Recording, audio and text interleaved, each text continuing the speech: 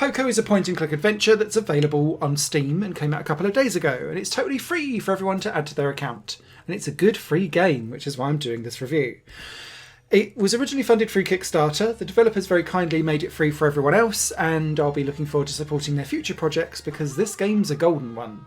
In Poco, you play as a titular character who gets booted out from the circus, but the circus kind of walks around in a giant animal in the sky, and when you get booted out, you literally fall from the sky down to Earth to end up in the dilapidated world that you're wandering around in.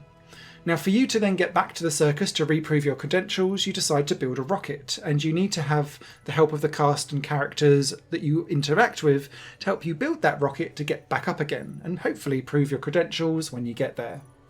This means lots of point-and-click adventuring, so wandering around a weird map that reminds me a little bit of Amanita Designs, but more softer in the way how it's painted and almost watercolour painted altogether. The way how the puzzles work in Poco is that quite often you are picking up things in one location that you'll then combine and help together to solve something in another location that will then unlock a key that will unlock a door to something else that will complete a code for another person's problem, or occasionally you might get some like colour matching puzzles or some pipe flow kind of spin around and connect all the dots puzzles, or it might be that you're deciphering a code in one place that will then make sense somewhere else. There's a few mini-games in here too, and they're largely around mouse dexterity to try and show that you are good at your circus tricks. So it could be rhythmic clicking, it could be trying to spin around the mouse to keep in a certain safe zone as you unicycle across a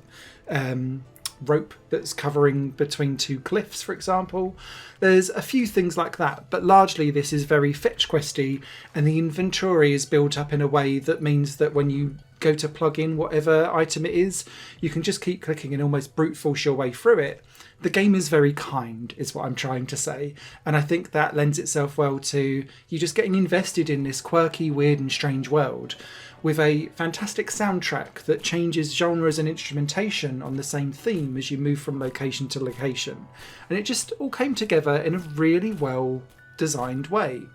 For me, Poco is the perfect way for a developer to showcase their talents before then going on to make something potentially double the size and double the complexity, so that you can then pay for them because they've proven that they can do something and understand game design really, really well. And so I'm looking forward to seeing what the developer of Poco does in the future. But if you're just up for a cool point-and-click adventure, this one's well worth adding to your Steam collection.